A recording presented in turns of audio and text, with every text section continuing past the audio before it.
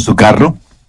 Para poder recibirlo del seguro, ella tuvo que escribir un reporte de lo que había pasado. Y lo siguiente es lo que ella escribió. Estaba retrocediendo con mi carro y no me di cuenta que había salido del asfalto y estaba sobre el césped del jardín. Crucé el césped, derrumbé una cerca de plantas, tumbé un tarro con basura y destruí el poste del buzón. Me salí de la acera y fui a chocar contra un automóvil de mi vecino y entonces me di cuenta que había perdido el control de mi vehículo.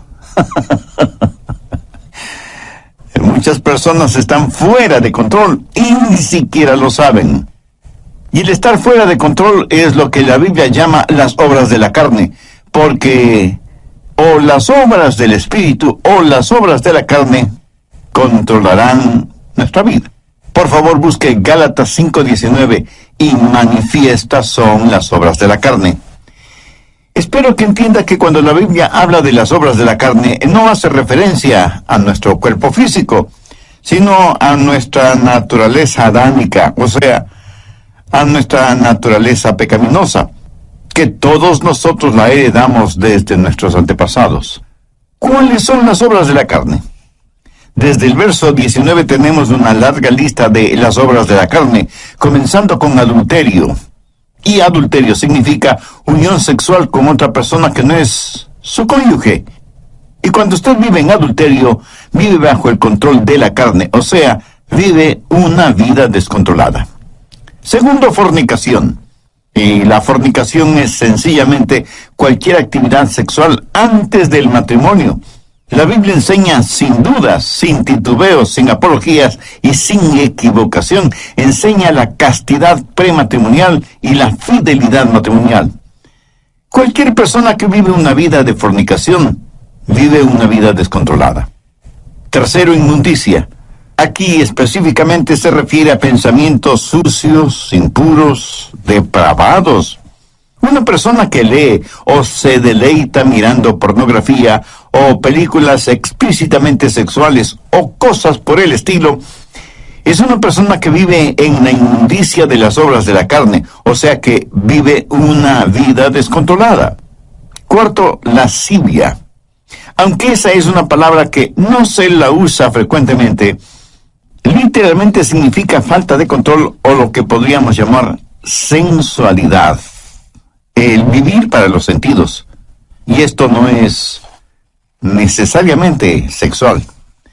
Puede ser la borrachera, la glotonería, o sea, un desordenado deseo por la comodidad, la ociosidad, el complacer a sus 5 sentidos, dejar que ellos controlen su forma de vivir. Eso también es una vida descontrolada.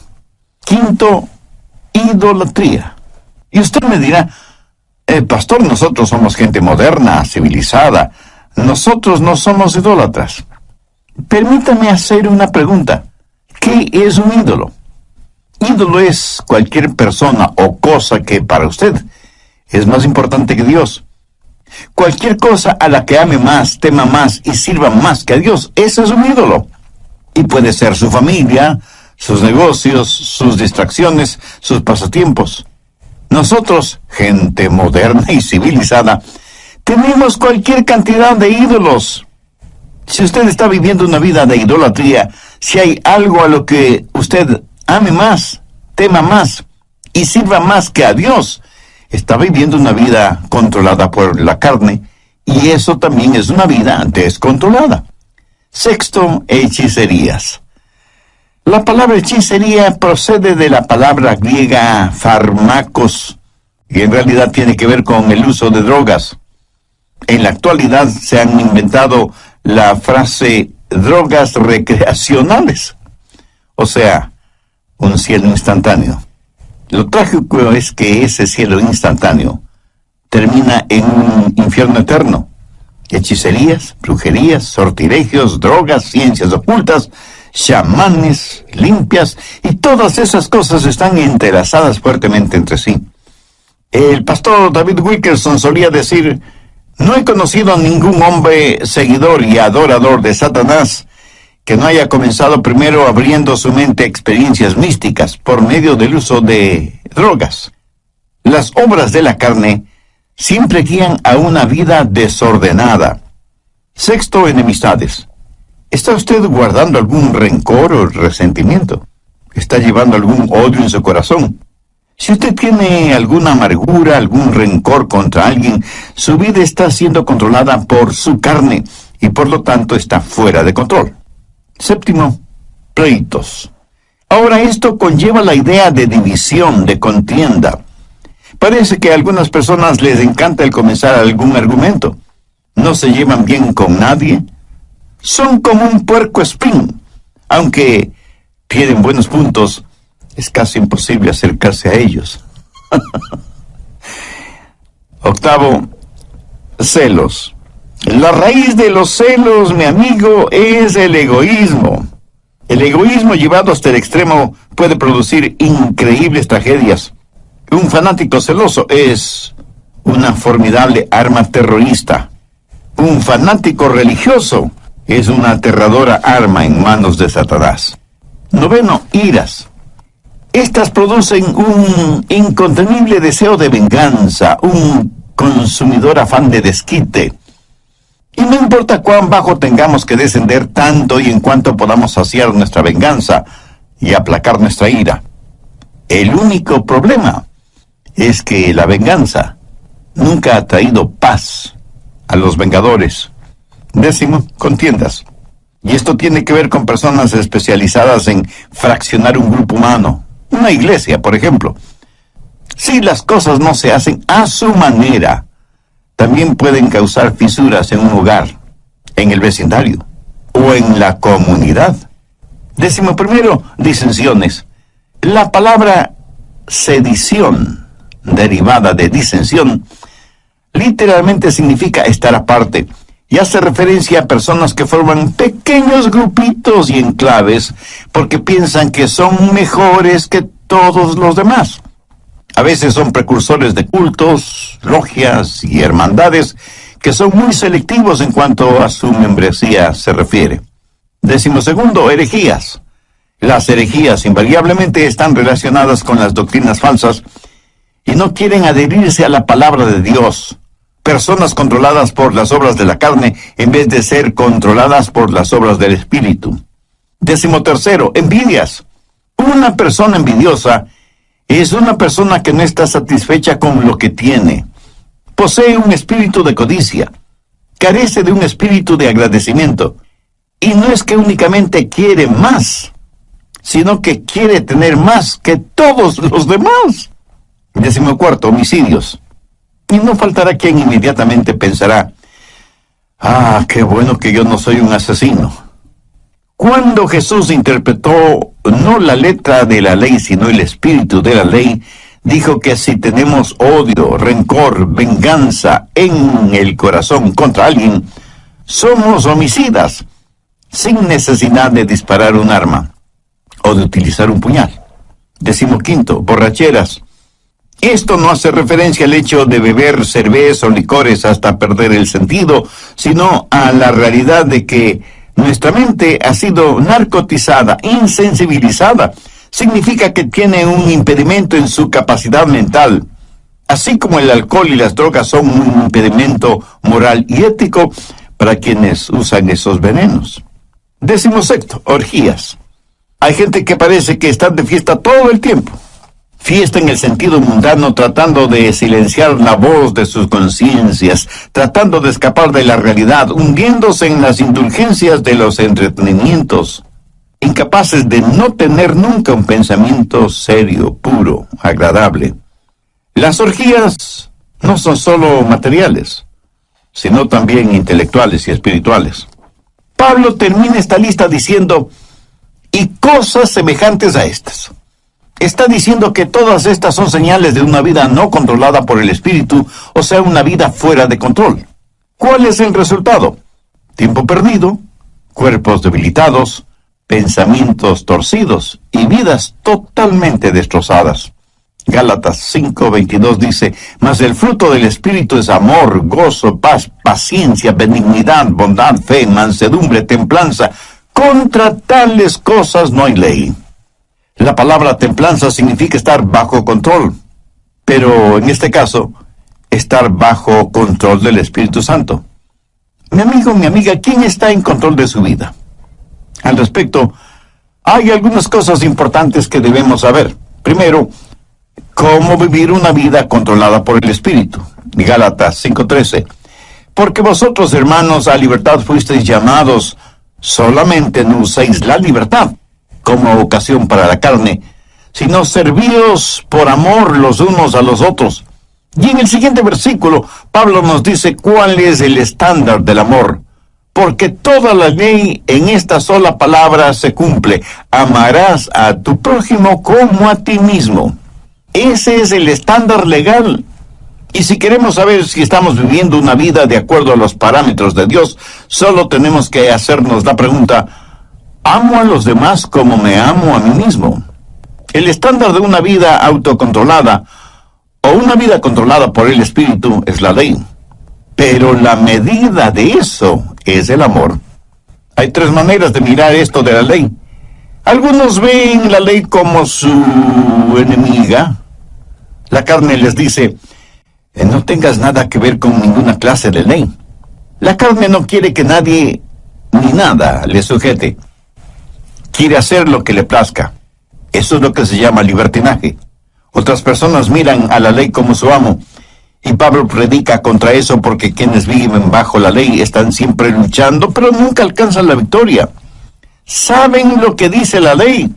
Saben que la ley es buena y justa, y por eso tratan de vivir bajo la ley, aunque eso les cueste la vida.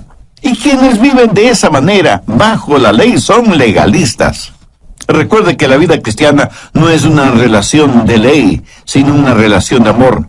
Muchos viven vidas de negativismo y ven a la ley como su amo. Gálatas 5:1. Estad pues firmes en la libertad con que Cristo nos hizo libres, y no estéis otra vez sujetos al yugo de esclavitud.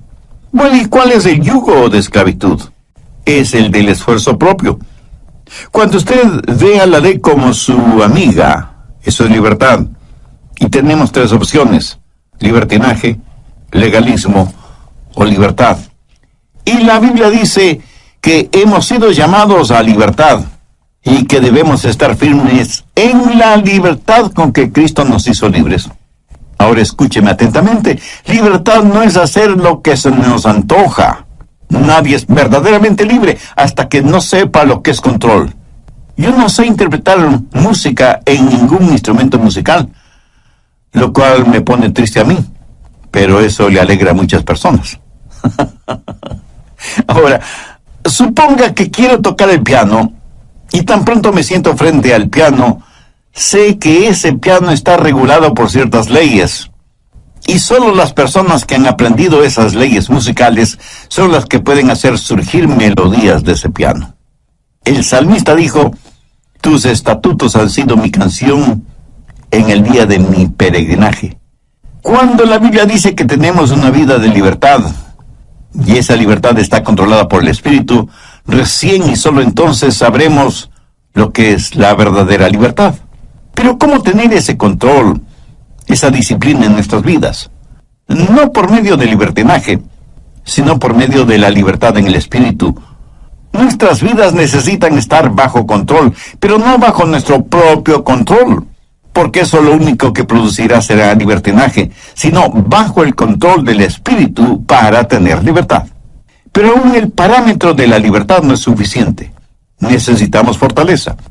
¿Dónde tener la fortaleza para vivir una vida controlada por el Espíritu? Bien, veamos Gálatas 5, versos 16 y 17. Digo pues, andad en el Espíritu, y no satisfagáis los deseos de la carne, porque el deseo de la carne es contra el Espíritu, y el del Espíritu es contra la carne, y estos se oponen entre sí, para que no hagáis lo que quisierais. Verá, parte de mi naturaleza es carnal, y parte de mi naturaleza es espiritual, cuando he nacido de nuevo. Y estas dos naturalezas están dentro de mí, y lo mismo pasa en usted, ¿verdad? Y el Espíritu Santo dice a nuestro espíritu, vive para Dios y vive victoriosamente. Es una especie de guerra civil dentro de nosotros. y por nosotros mismos no podemos tener la victoria. Entonces, ¿qué hacer? Verso 16. Andad en el Espíritu y no satisfagáis los deseos de la carne. Note que no dice satisfaced los deseos de la carne para que podáis andar en el Espíritu. Eso es legalismo. Y es el sendero por el cual caminan millones de seres humanos. Si alguna lección espiritual he aprendido y sigo aprendiendo, es que no puedo caminar en el Espíritu si lo que me interesa es complacer los deseos de la carne. La santidad no es el camino hacia Cristo. Cristo es el camino hacia la santidad. ¿Dónde conseguir esa clase de fortaleza? Gálatas 5:18. Pero si sois guiados por el Espíritu, no estáis bajo la ley. El ser guiados por el Espíritu significa que yo voluntariamente busco la guía del Espíritu porque quiero caminar voluntariamente en el Espíritu. El estándar de la ley de Dios se manifiesta en el amor, y la fortaleza para esto es si caminamos en el Espíritu. Por lo tanto, la vida controlada por el Espíritu es el caminar en el Espíritu. Y todos sabemos lo que significa caminar, ¿no es cierto? Pero pensemos sobre esto un poquito más. Primero, el empezar a caminar. Un viaje de 1 kilómetro o de miles de kilómetros empieza con un paso. Voy a caminar de aquí hasta allá. Ahora, el comenzar a caminar es un acto de mi voluntad. Pero escúcheme, la vida controlada por el Espíritu, la vida espiritual disciplinada, no se vive por el poder de la voluntad, sino que se la vive por el poder del Espíritu Santo. Pero usted debe decidir. Y yo no puedo decidir por usted. Nadie, absolutamente nadie puede decidir por usted. Es algo que solo usted puede decidir. Y puede decir, voy a vivir guiado por el Espíritu. Veamos Efesios 5:18. No os embriaguéis con vino, antes bien sed llenos del Espíritu. ¿Por qué Dios dijo por medio de Pablo que no debemos embriagarnos con vino y que más bien seamos llenos del Espíritu Santo? Porque quiere darnos no solo un contraste, sino también una comparación. Porque ser llenos del Espíritu es como estar embriagados con vino. El hombre puede decidir qué es lo que va a beber. Esa es su decisión. Pero una vez que decide qué beber, lo que bebe toma control de él. ¿Lo entiende? Cuando está borracho, está bajo la influencia, bajo el control de aquello que bebió. Así que por un acto de su voluntad, usted decide ser lleno del Espíritu. Pero una vez que eso se hace realidad, es el Espíritu Santo el que tiene control sobre usted. Ahora usted está lleno no de vino, sino del Espíritu Santo. Es el comienzo de su caminar espiritual. ¿Cómo calificaría usted su caminar actual? ¿Carnal o espiritual? Si su caminar aún es carnal, no quisiera caminar. Hoy, el doctor Adrian Rogers, en la voz del pastor Lenín de Llanón, nos entrega la segunda parte de su mensaje, Cómo tener una vida controlada por el Espíritu. Desde el programa anterior estamos estudiando cómo tener una vida controlada por el Espíritu, teniendo como base bíblica lo que el apóstol Pablo dice en Gálatas 5, desde el verso 19 hasta el 23. Y manifiestas son las obras de la carne, que son adulterio, fornicación, inmundicia, lascivia, idolatría, hechicerías, enemistades, pleitos, celos, iras, contiendas, disensiones, herejías y cosas semejantes, acerca de las cuales os amonesto, como ya os lo he dicho antes, que los que practican tales cosas no heredarán el reino de Dios. Mas el fruto del Espíritu es amor, gozo, paz, paciencia, benignidad, bondad, fe, mansedumbre, templanza. Vimos también algo detalladamente el significado de estas obras de la carne, e hice énfasis en primer lugar en cómo vivir una vida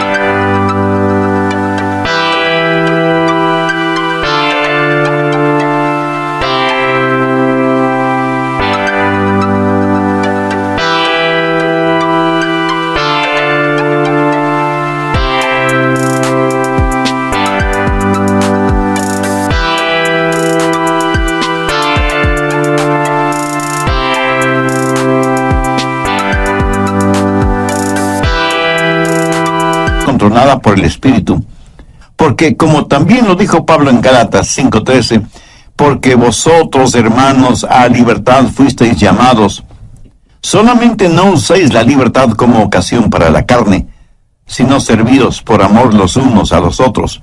Y en el siguiente versículo, Pablo nos dice cuál es el estándar del amor, porque toda la ley en esta sola palabra se cumple: amarás a tu prójimo como a ti mismo. Bien, continuemos. Segundo, la circunferencia de su caminar. ¿Qué significa caminar en el Espíritu? Note que no dice caminar con el Espíritu. Tampoco dice caminar siguiendo al Espíritu. Claramente dice andad en el Espíritu. Para mí, eso significa que el Espíritu debe ser la circunferencia de su caminar. Por ejemplo, si yo le dijera a usted, camine en este edificio, significa que usted debe estar en ese edificio. El perímetro del edificio es la circunferencia dentro de la cual usted puede caminar. Si usted se sale del edificio, ya no estará en el edificio. Espero que lo entienda. Todos los países del mundo tienen sus fronteras. Para poder viajar de un país a otro, usted necesita un pasaporte con la visa respectiva. Y con eso usted puede viajar libremente de un país a otro. Pero a veces los países, por motivos de seguridad interna, cierran sus fronteras. Y uno puede llegar hasta la frontera, pero no puede pasar la frontera. Esa frontera es el límite de su caminar o de su viaje. Por analogía, el Espíritu Santo de Dios debe ser el elemento en el cual usted camina. El Espíritu debe ser el medio ambiente de su vida. Usted como que se encierra, se cubre, se cobija con el Espíritu Santo de Dios. ¿Está usted haciendo eso? Le puedo asegurar que su carne no quiere que haga eso. ¿Sabe por qué? Porque la carne le dirá, mira, no seas tonto.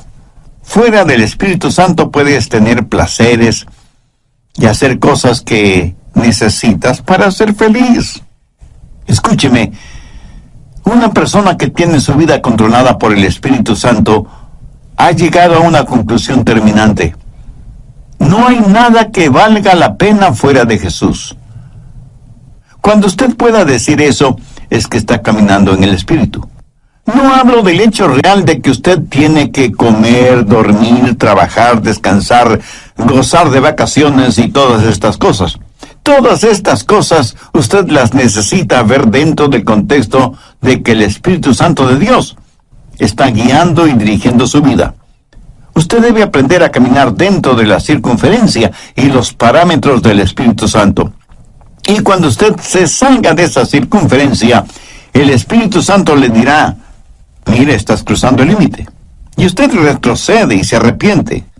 Eso, mi amigo, es una vida controlada por el Espíritu Santo de Dios. Tenemos entonces el comienzo de nuestro caminar, la decisión del paso que vamos a dar y la circunferencia dentro de la que podemos caminar en el Espíritu. Pero todavía hay algo muy importante.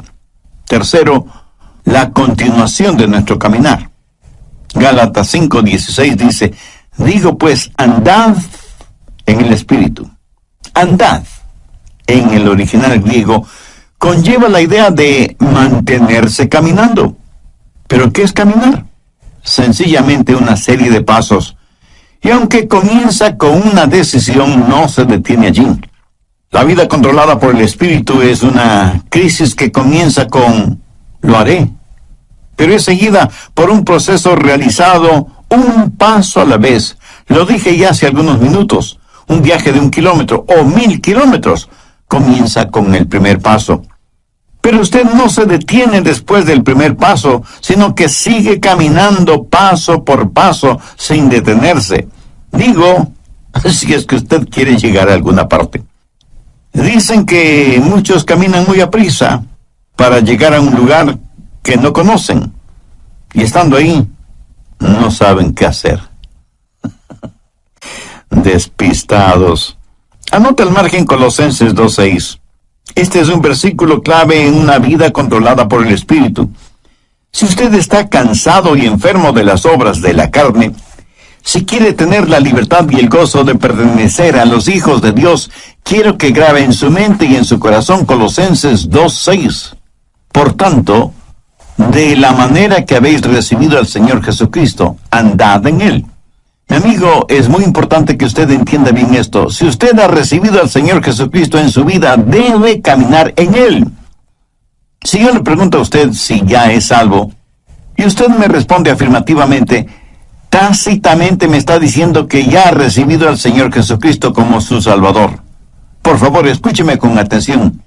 Si eso es cierto, o sea que usted ya es salvo o salva, entonces quiere decir que usted está caminando en Él. Bien, ¿me permite hacerle una pregunta? ¿Cómo recibió usted al Señor Jesucristo? Y probablemente usted me dirá, porque me arrepentí de mis pecados y deposité toda mi confianza y fe en Él. Muy bien, por arrepentimiento y fe. ¿Qué es lo que dice Pablo en Colosenses 2:6? Por tanto, de la manera que habéis recibido al Señor Jesucristo, andad en Él. Entonces, ¿cómo puede usted vivir una vida victoriosa? De la misma forma en que recibió a Cristo, por arrepentimiento y fe. Que note las tres últimas palabras del verso 6. Andad en Él. Y andad quiere decir caminar. Y el caminar se lo realiza un paso a la vez. Y usted necesita sus dos piernas para caminar. No sé si se habrá dado cuenta, pero cuando caminamos estamos desbalanceados por fracciones de segundo cuando levantamos una pierna antes del siguiente paso. Le puedo asegurar que si usted está caminando y se queda con una pierna levantada por breves segundos, a menos que usted tenga un excelente sentido del equilibrio, terminará cayéndose. Así que ya puede ver la importancia de sus dos piernas al caminar. Ahora, ¿cuáles son las dos piernas de la vida cristiana? Arrepentimiento y fe. Pablo dice enfáticamente que si por arrepentimiento y fe hemos recibido al Señor Jesucristo, en arrepentimiento y fe debemos caminar en Él. Pero arrepentimiento y fe no es algo que usted hizo para salvarse, sino que es la forma de vivir de una vida controlada por el Espíritu, y caminamos en el Espíritu para no cumplir con los deseos de la carne. ¿Cómo caminamos por arrepentimiento y fe? Entendamos lo que es arrepentimiento. Escuche atentamente lo que voy a decir, porque seguramente no será lo que usted piensa es el arrepentimiento, ni será lo que muchos definen como arrepentimiento. Arrepentimiento es la manera en que Dios se revela a nosotros, y fe es la manera en que Dios nos revela a Jesús. Y quiero que entienda bien esto, por eso vale la pena repetirlo. Arrepentimiento es la manera en que Dios se revela a nosotros, y fe es la manera en que Dios nos revela a Jesús. Arrepentimiento es cuando yo veo que estoy en bancarrota espiritual, y fe es cuando veo la gloria de Él. Cuando usted se salvó, cuando yo me salvé, lo hicimos por arrepentimiento y fe. Permítame compartir un poquito de mi testimonio personal.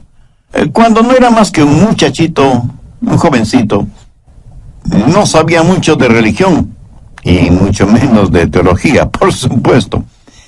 Pero mi corazón tenía hambre de Dios. Luego escuché a un pastor predicando el mensaje de salvación y diciendo que solo en Jesucristo podríamos ser salvos. Hice esa decisión y le entregué mi corazón y mi vida al Señor Jesucristo.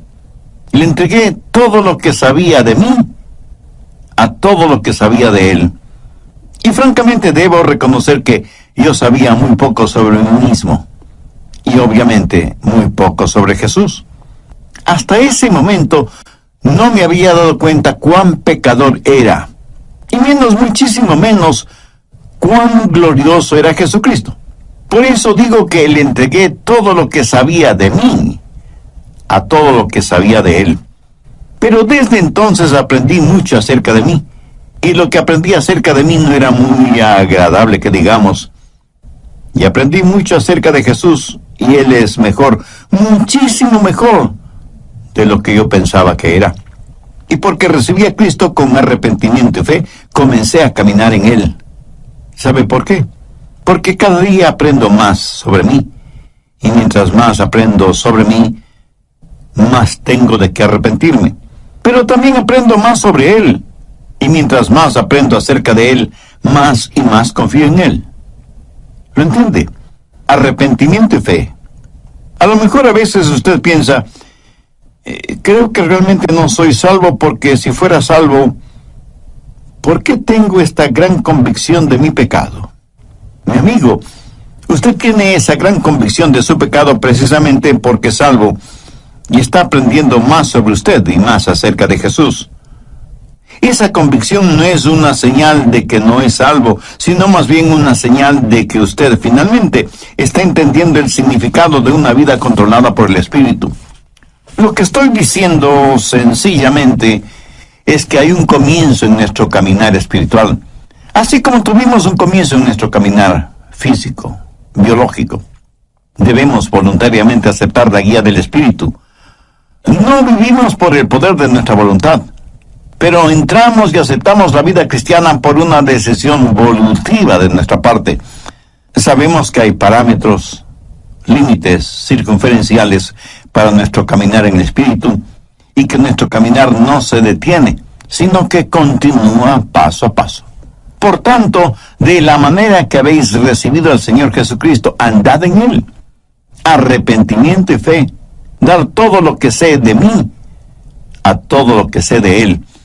Y de pronto, súbitamente, usted descubre que usted no está en control, que Dios está en control de su vida por medio de su Santo Espíritu, y que su vieja naturaleza pecaminosa, carnal, ya no tiene nada que hacer en usted, porque ahora usted está caminando, creciendo en el Señor Jesucristo, guiado por el Espíritu Santo.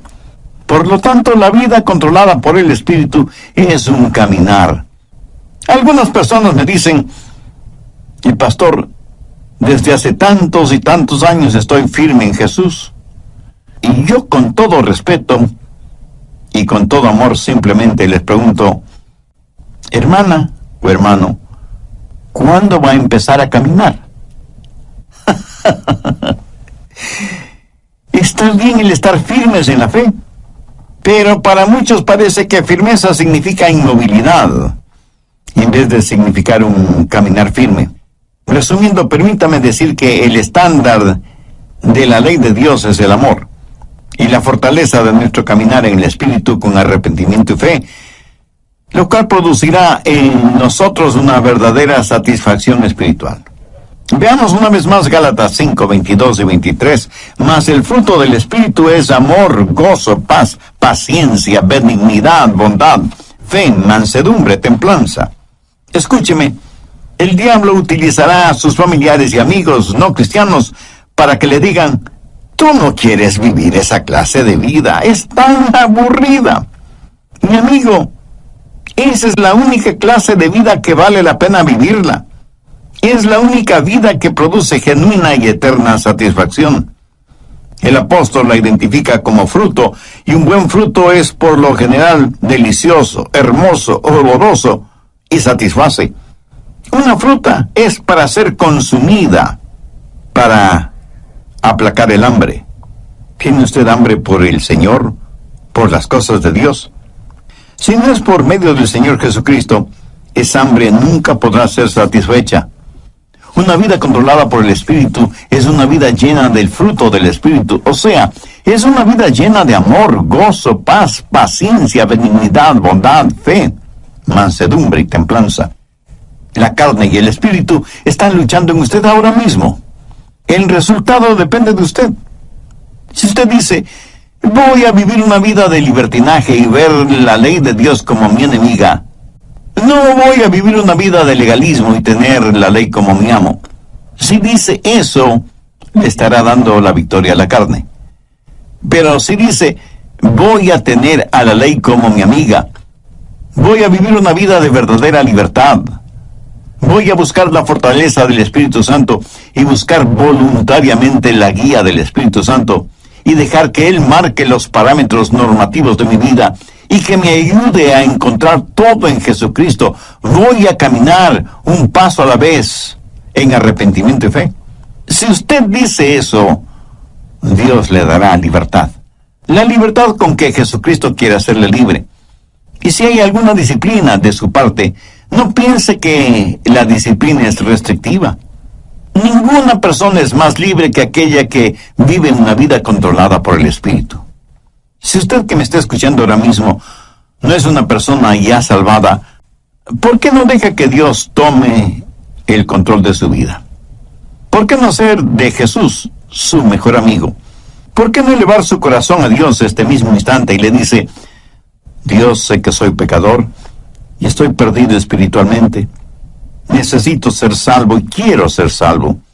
Señor Jesús, tú moriste en la cruz para salvarme y prometiste hacerlo si deposito mi fe y mi confianza en ti. Pues este mismo momento, por fe, te invito a que vengas a morar en mi corazón y seas mi Salvador y mi Señor. Te entrego el control total de mi vida y pido